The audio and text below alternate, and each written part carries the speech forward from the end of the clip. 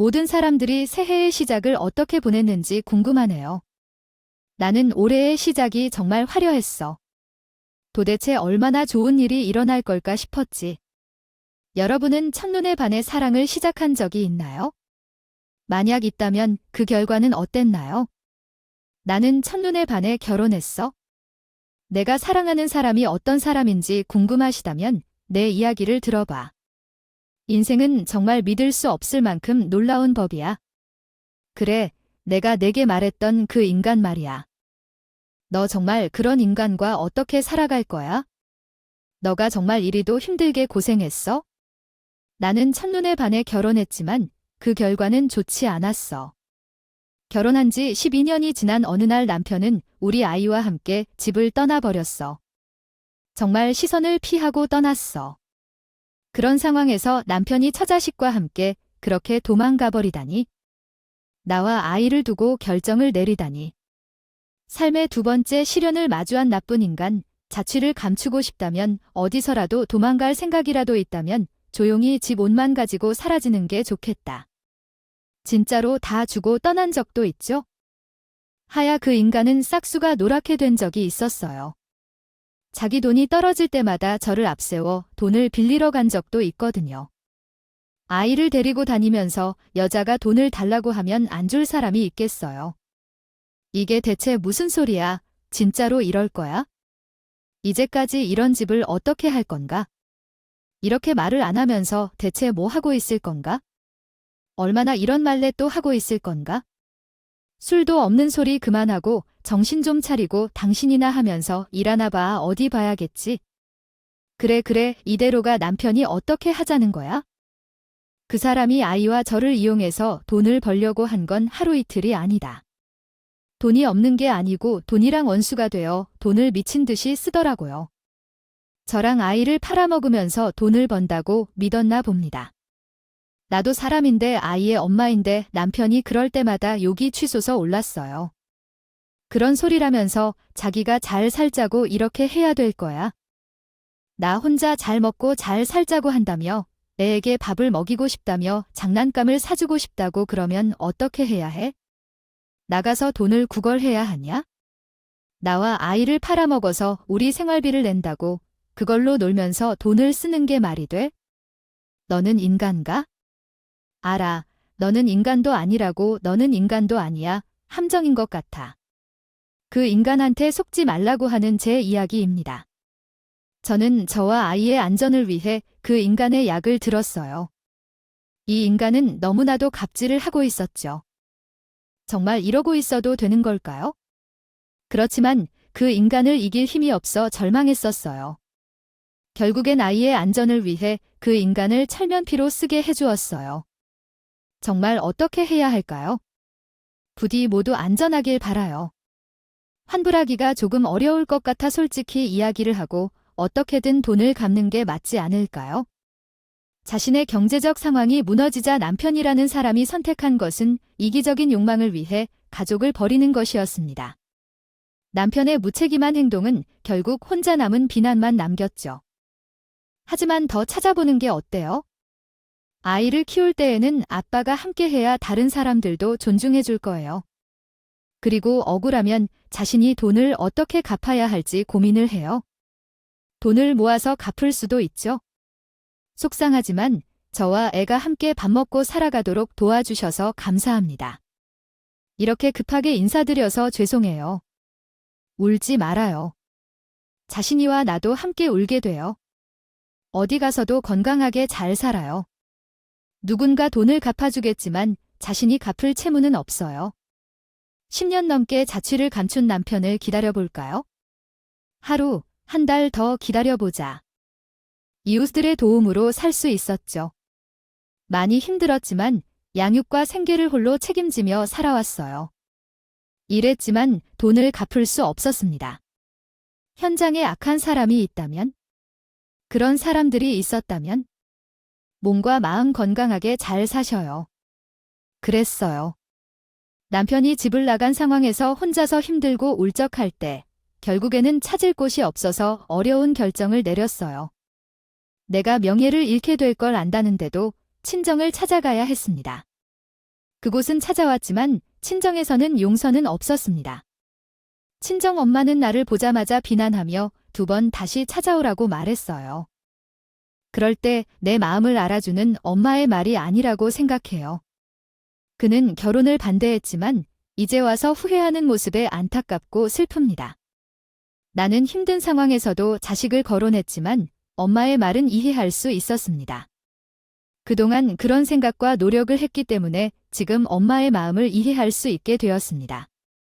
당시에는 못내 상처받았고 참 속상했지만 이제는 봐봐서만 얘기하는 친정엄마에 대한 동정과 어떤 이유로 왔는지를 다시 한번 생각해봐야겠어요. 이 가문을 개입시켜 달라든 것이 아니었고 그저 가족을 보고 싶어서 찾아왔었을 뿐입니다.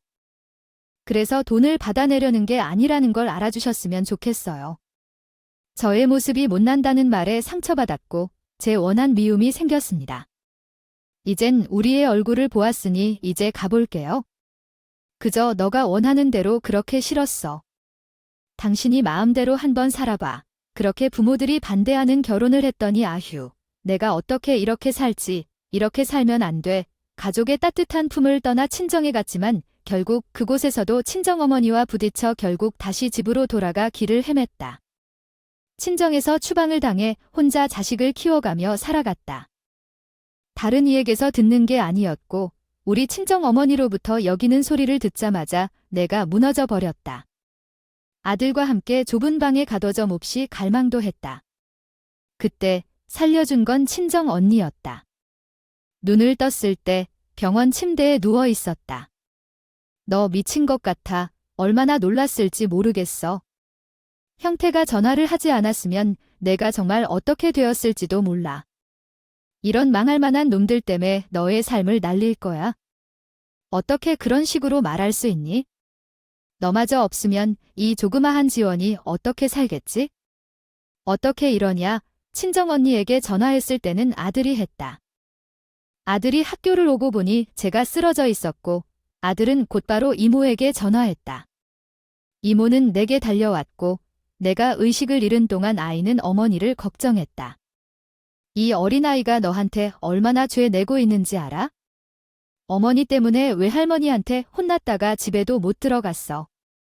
어린 시절에 나의 고행을 바래오고 그러더라. 언니 지원은 어디에 지원이 있나 섬뜩 좀 정신이 나갔나 봐나 지다이한테 미안해서 어떻게 아이에게 미안하다 겁니다. 매우 미안했어요. 인생이 나의 상곁으로 걸어오는 얼굴을 마주하기 힘들 정도였죠. 아이에게 매우 미안했습니다.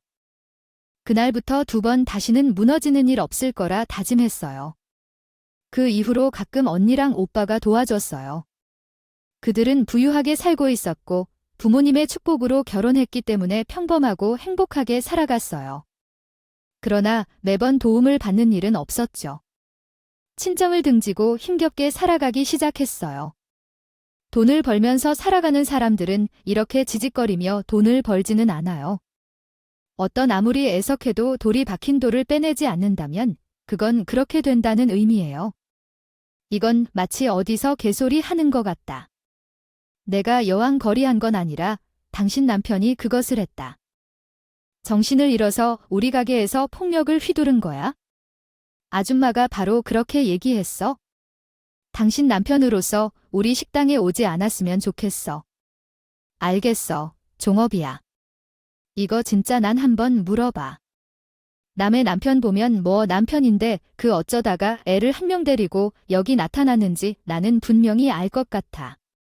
남편을 개판으로 아는 텐데 남편한테 속보를 당하고 자리를 잡는 거면 입덕해서 조용히 있어야 할 것 같은데 어디서 동네물을 흘리는 거를 친정에서 온 도움을 객절하고 혼자서 살아간다면 그때는 세상에 혼자 남겨진 것 같았어요.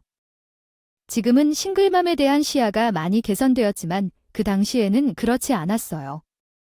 여자가 혼자 아이를 키운다고 하면 무조건 문제가 있는 여자로 보였어요. 그냥 백반집을 운영하면서 열심히 살았을 뿐이지만 남편 없이 아이를 키우는 여자로서는 별 볼 일 없는 소문에 휩싸였습니다. 그저 나와 아이를 둘러싼 세상이 차가웠어요. 그때는 명절이 참으로 싫었어요. 아이가 어느 정도 커서 우리가 명절 때 시골에 가지 않을 때면 내가 아무 대답도 할 수 없었어요. 그저 어려운 상황에서 명절을 보낼 아이에게 햄버거나 피자를 주며 어떻게든 흔들었죠. 그 시절에는 나는 평생 친정어머니를 보지 못한 채 살 거라고 생각했었지만 부모와 자식 간의 연결은 그렇게 쉽게 끊이지 않는다는 걸 배웠어요. 친정어머니를 마주하지 않은 채로 여러 해가 지난 이후 올 때가 되어 엄마가 건강이 좋지 않다고 해서 너와 지훈 이야기를 자꾸 꺼내고 마침내 엄마를 마주한 적이 있어요. 한참의 시간이 흘러 어머니가 건강이 안 좋아지고 있는데 너와 지훈에 대해 이야기를 계속 꺼내다가 이제는 그만하고 우리와 함께 시간을 보내고 싶다고 해서 왔어요. 엄마의 시간도 많이 남지 않은 걸로 보아 어머니가 왜 갑자기 시간이 얼마 안 남았는데 지금 대체 무슨 소리를 하는 건지? 오빠, 엄마, 연가야. 당연히 지병이 생길 수 있었어.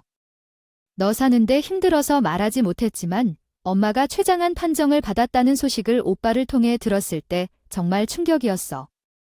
엄마가 췌장암 판정을 받았다는 것에 정신이 번쩍 들었어. 너무나 멍청하게도 그 실감을 하게 되었어. 엄마가 영원히 내 곁에 있어주는 사람이 아니었다는 생각을 말야. 그래서 나는 우리 아이를 데리고 13년 만에 친정 엄마를 찾아갔어. 엄마가 이렇게 아프면 내가 너무 미안해.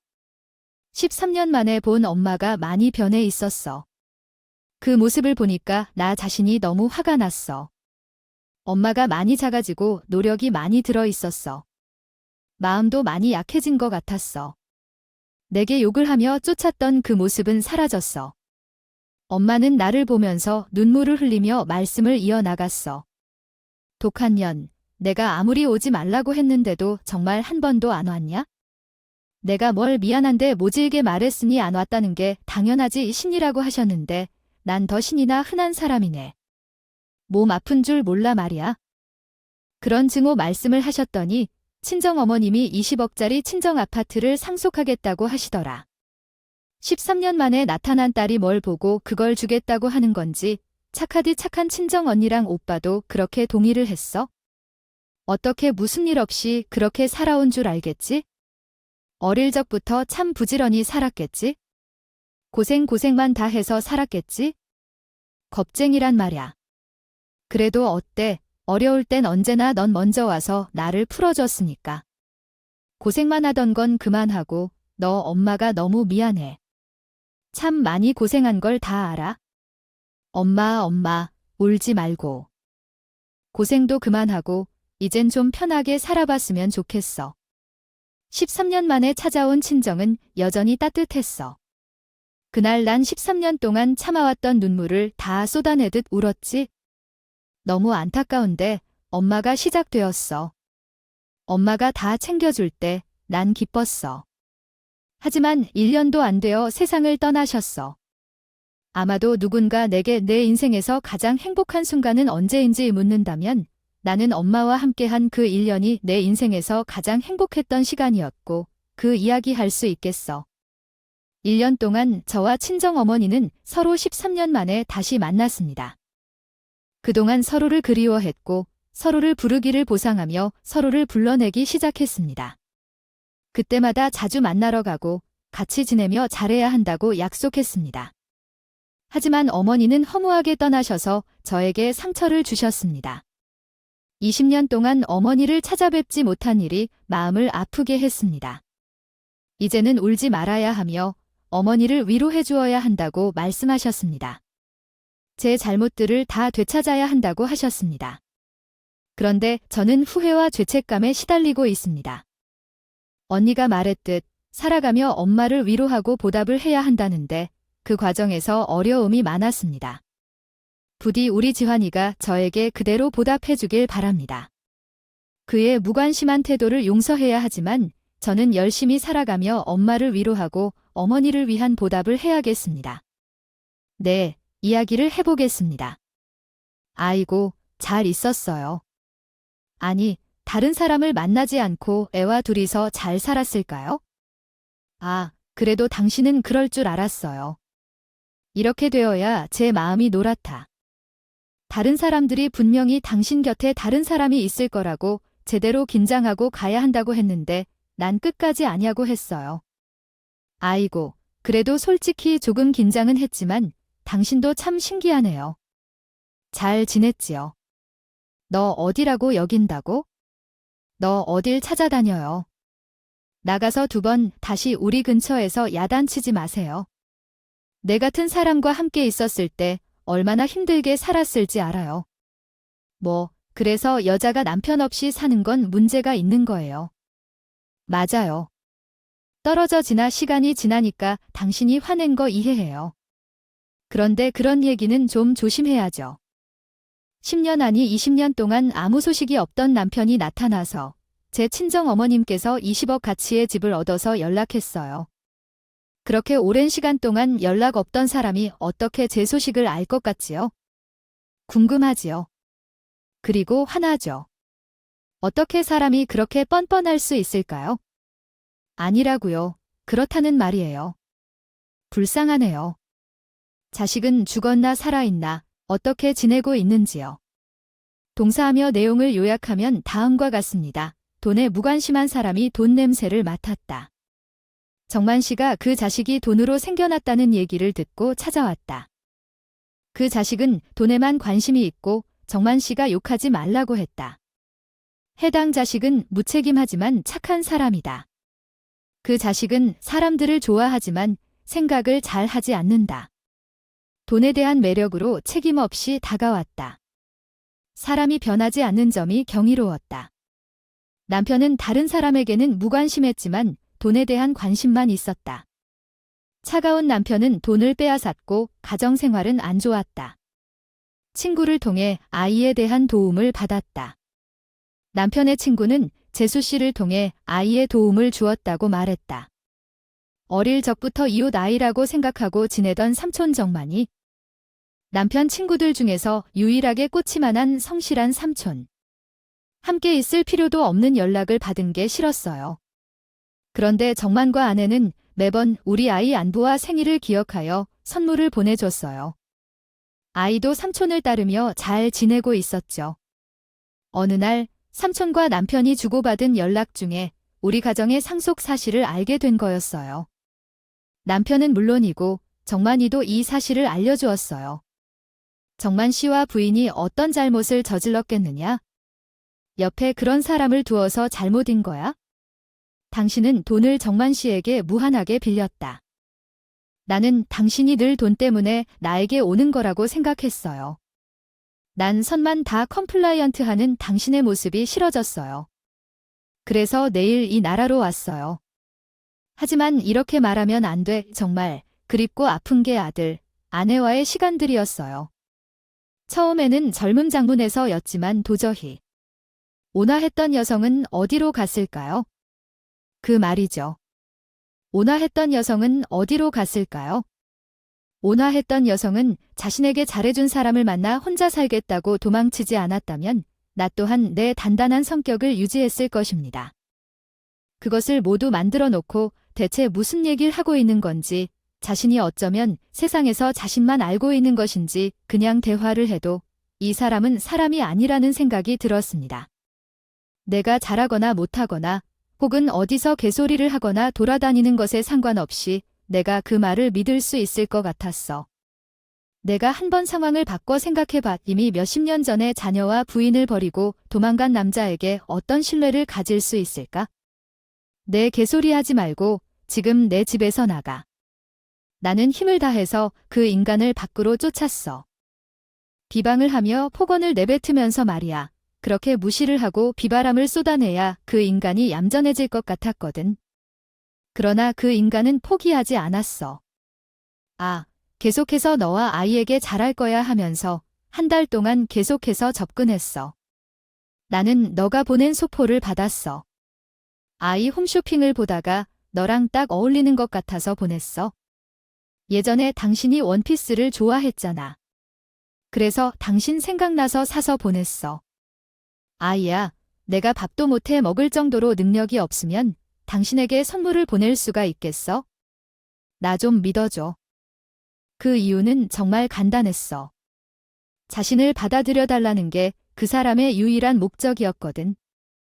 당연히 그 인간 얼굴도 보기 싫어하는 척도 안 하고 욕만 하고 한 번 더 찾아오면 경찰에 신고를 할 거라고 했죠. 그런데도 포기를 안 하더라고요. 나중 가서는 스토킹 당하는 사람들 심리가 이럴까 싶을 정도로 남편의 연락이 너무 두려웠어요. 하루는 또 집 앞에서 선물을 사들고서 있더군요. 이대로 가다가 이건 더 안 좋은 상황으로 발전할 것 같아서 저도 최후의 수단을 쓰기로 했죠. 저는 문 앞에 선물을 들고서 있는 그 사람에게 고춧가루를 뿌려버리고 이야기했어요. 고춧가루가 눈에 들어간 그 인간 눈 맵다고 난리를 치더군요. 요 눈이 매워서 아파. 눈물 날 것 같아. 그래봤자야 내가 너 같은 놈 때문에 흘린 눈물이 얼만데. 나 너 같은 인간 우리 지환이한테 얼굴도 보이고 싶지 않으니까 당장 나가. 아 그래 온 김에 이혼 서류나 쓰고 가. 내가 너랑 이혼하려고 해도 내가 어디 있는지도 모르니까 어떻게 이혼을 할 수가 있었겠어. 이혼 도장이나 찍고 꺼져. 뭐야 너 정말 이럴 거야. 사람이 마음을 표현하면 너도 어느 정도 그만하고 받아줘야지. 아우 눈 매워나 이러다가 눈 멀면 내가 책임질 거야. 여보 당신 정말 사람이 왜 이렇게 변했냐. 나 변하게 한 게 누군데. 다 필요 없으니까 이혼 도장이나 찍으라고. 저는 그 인간이랑 이혼을 하고 싶어도 이혼을 할 수가 없었어요. 일정 기간이 지나 실종 신고를 하려고 했지만 그럴 때마다 그 인간이 다른 지역에서 발견되어 실종 신고도 사망 신고도 못했죠. 그렇게 남으로 지내면서 호적상은 가족으로 남아있는 그 이유는 정말 간단했어. 자신을 받아들여달라는 게 그 사람의 유일한 목적이었거든. 그 상황은 정말이었어요. 남편이 몇십 년 만에 내 앞에 나타나기 시작했을 때 제게는 그 뒤에 올 기회가 없을 거라고 생각했죠. 그래서 저도 아예 이혼 서류를 미리 작성하여 집에 두고 있었어요. 그날 남편을 만난 순간 이혼을 하자고 제안했는데 그때 남편의 태도가 완전히 변했습니다. 그 인간이 갑자기 울면서 자기가 죽인 아이템을 팔거나 반 이상의 돈을 주면 나를 사모님 소리 듣게 할 것이라는 이야기를 하며 돈을 뿌리려 했죠. 원맨쇼가 벌어지던데요. 나이 들어서 혼자 살 거야. 아들 봐도 결국 결혼해서 자식을 키우느라 바빠. 당신은 어차피 혼자 살 것 같아. 이런 대화가 오가면서 그 인간은 자기만의 이야기를 펼쳐나갔어요. 하지만 결국은 그 인간의 진짜 모습이 드러났죠. 돈을 원하고 온 거였다는지 입으로 시인을 하는 바람에 결국은 재산을 지원해 주길 원했던 거였어요. 그 집을 처분하여 돈을 받으려는 그 인간의 본성이 틀렸다는 사실을 알게 되었죠. 너무 변하고 있어. 난 눈치챌 수 있어? 미안하지만 미련 부리지 말고 혼자 살아. 아마도 그대로 말 끝내 성장하고 있어? 결국 내가 당신과 함께 있고 싶지 않아? 말할 게 없으니까 그냥 이혼 도장 찍어. 여기서 제발 좀 끝내자. 이혼 도장 찍어 달라고. 당신 그렇게 나를 용서하지 못할 거면 이건 당연한 거 아니에요? 나는 그 인간한테 그런 걸 물어보라고 했던 기억이 있어요. 그러면서 이혼 서류를 계속 내밀었어요. 그랬더니 그 인간은 한숨을 푹 내쉬며 제 손을 잡았어요. 그리고 뭐라고 했는지 아세요? 그래, 당신이 나를 보기도 싫고 말도 듣기 싫으면 내가 떠날게. 그런데 나 없이 당신이 편안하게 살고 싶다면 내가 도와줄게. 이혼하자. 그러면서 재산 분할도 하고. 알겠지? 우리는 부부로 사는 동안 별 다른 문제 없이 살아왔어요. 그렇게 이별 선물로 생각해서 해줘. 그러면서 돈으로 자기 사업을 하겠다고도 했죠. 일부 제도 아닌 절반을 요구했어요. 사람이 이렇게 할 수 있는 걸까요? 그 인간은 이혼을 해줄 테니 재산을 나눠달라고 하고 서류에 지장을 찍고 나에게도 다시 찍으라고 했어요. 그 사람 정신이 어떻게 된 거 아닐까 생각했어요. 너무 뻔뻔하게 굴어서 그랬어요. 이별 선물을 받으면서 나이를 먹을 때까지 이런 소리를 들어야 하는 거야? 지금 무슨 소린지 내가 정신을 잃은 줄 알아? 너희 같은 인간이 사업하고 싶다고? 자기가 나눠준 것들을? 아우, 정말 양심이 없다. 없어도 얼마나 없어. 너는 사람이란 말이냐? 나는 그래. 내가 사람한테 소리쳤어. 내가 재산을 가져가려고 하니 왜 그러냐고 말이야. 그 인간 결국은 용서받으려는 마음 하나도 없이 날 돈 가져가려고 온 거야. 정말 속이 다 드러나니까 눈빛이 돌변하더라. 알아들었다든가. 아무리 어려움을 겪어도 난 쫄아 있을 거 없어. 내 남편에겐 이미 필요 없는 존재니까 빨리 이혼하자고 제안했어. 대신 내가 세운 서류에 내 자서가 없다 해. 내 심술과 음모가 보여. 그래서 이혼도 쉽게 안 될 것 같아. 변호사 선임해야 해. 내 이익을 독촉할 거야. 알겠어. 내 같은 놈과 함께 살면서 겪은 고생이란 얼마나 큰지 알아. 약자 같은 내 하마 들고 놀 거야. 이런 로맨스는 이미 지워갔다고 생각했나? 내가 얼마나 맘 좋은 척을 해줬든 진실이 보였어. 아이고, 너무 오래 지나서 다 잊었나? 뭔가 알아. 내가 나를 잊었다고 생각해? 옛날 사람은 더 이상 기억나지 않나 보자. 내가 하나 없는 사람 알아. 도대체 뭐가 그 요란했던 사랑 가지고 여운이 남는 것인가? 내가 속아서 기뻐하면 힘들겠지만 현실을 봐. 너는 누구인지 알아? 그 인간 갑자기 내게 막말을 했어. 이놈은 아무것도 갖고 있지 않다고 사람은 더 많이 사야 한다고 생각하더니 뭘 어찌할까? 그렇지만 정도가 밑바닥까지 가서 겁날 게 없는 사람이라고. 나에게 약간 눈을 뜨지 않고 해꾸지마 안 치거나 욕을 다 하더란 거야. 거기까지 나와 재산을 나누는 동의서 같은 걸 작성했고 그것에 자서를 찍으라며 내게 힘이 엄습했어. 그런데 문이 열리고 내 아들이 들어왔어. 남편은 아들을 보고 다시 놀랐어. 너는 누구냐고. 뭐, 이별 선물을 받으면서 나이를 먹을 때까지 이런 소리를 들어야 하는 거야? 지금 무슨 소린지 내가 정신을 잃은 줄 알아? 너희 같은 인간이 사업하고 싶다고? 자기가 나눠준 것들을? 아우, 정말 양심이 없다. 없어도 얼마나 없어. 너는 사람이란 말이냐? 나는 그래. 집에 들어오자마자 내게 이런 말을 하네. 응, 너 뭐 나의 아내의 애인이잖아. 얘야 현이가 아주 잘할 게 없다고 생각했는데 그런 사람 없을 거야. 여자야. 그래도 너도 이상하지 않아? 자식 안 되는 애를 어떻게 좋아하고 사냐? 돈만 좋은 것 같아. 젊은 남자야. 돈 때문에 이런 삶을 살아가는 거야. 너희 엄마 아니라고 지성을 찾아봐. 인간이야. 어느 정도 생각하는 수준 기준에 맞춰서 하는 거야. 여기까지 여러분도 남편이 왜 아들 얼굴을 모르는지 궁금하지 않아? 자기 아들 얼굴인데 왜 못 알아보는 거지? 실은 아들은 제 여동생의 자식이었어요. 세상을 떠나기 전에 그 아이를 제 아들로 입양해 키웠어요. 남편은 그런 사실을 이해하지 못해서 아들의 얼굴을 제대로 모르는 것 같아요. 집에서도 아이의 얼굴을 한 번도 제대로 보지 않았어요. 그리고 항상 술에 취해 있었기 때문이요. 이렇게 되었어요. 동생이 세상을 떠나서 안타까워해 이해해주지만 너는 어떻게 살아갈 거니?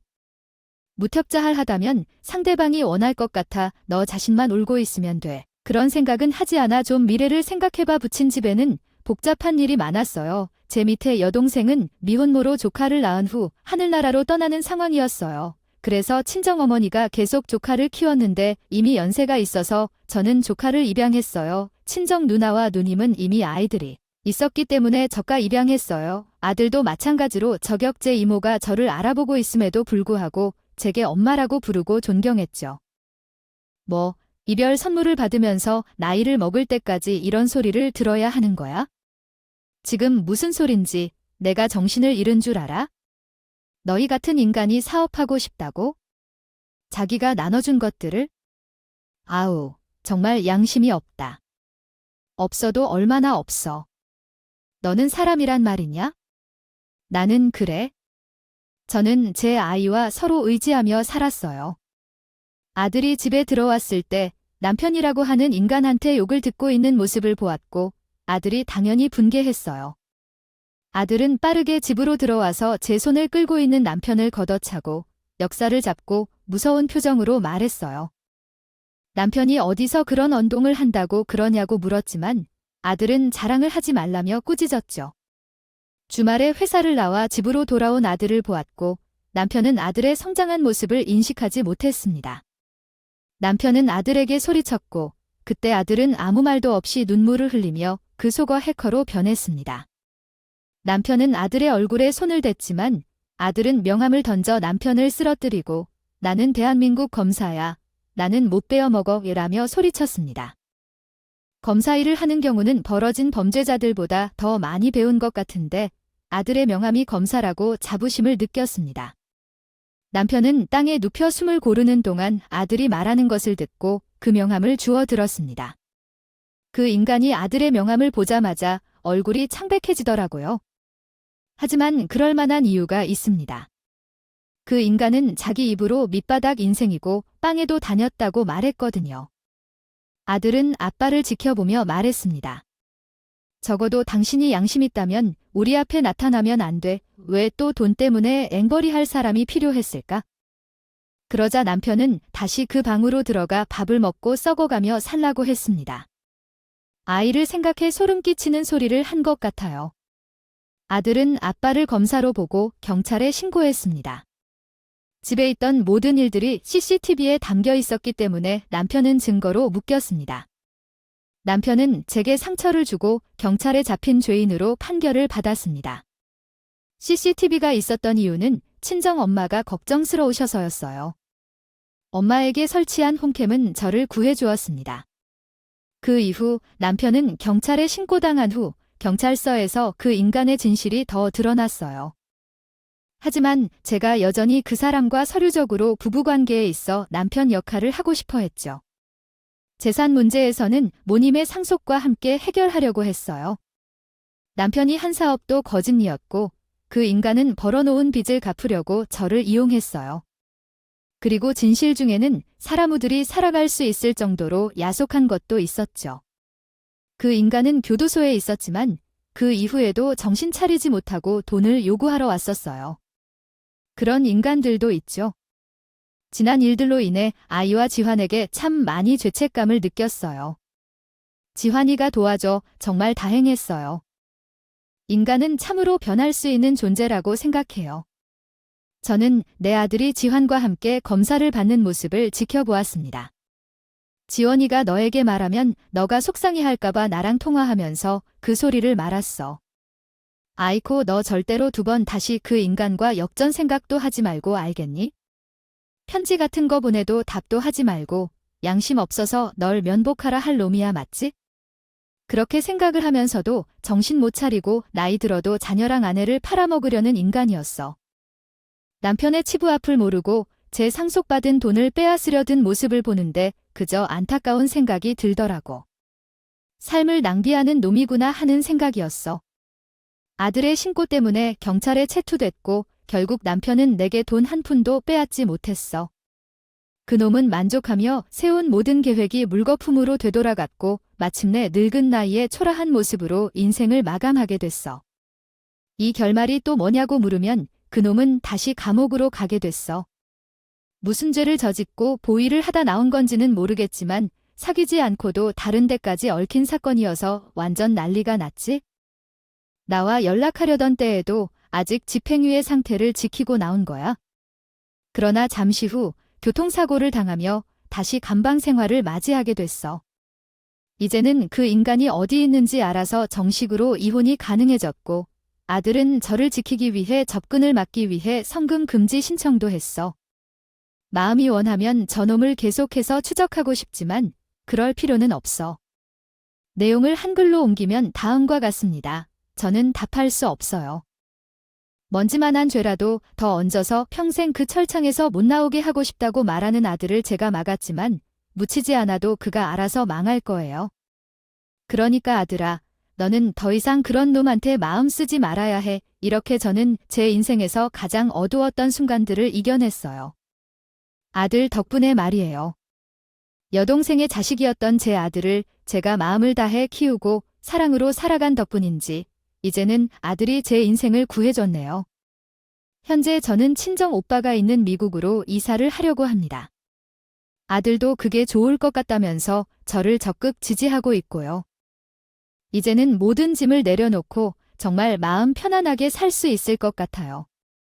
저는 오늘 제 이야기를 들어주신 여러분의 삶도 편하고 안락하길 바라며 제 이야기를 들어주시고 마음을 나눠주신 것에 대해 감사 인사를 전하며 이 아줌마의 수다를 마치도록 하겠습니다. 감사합니다.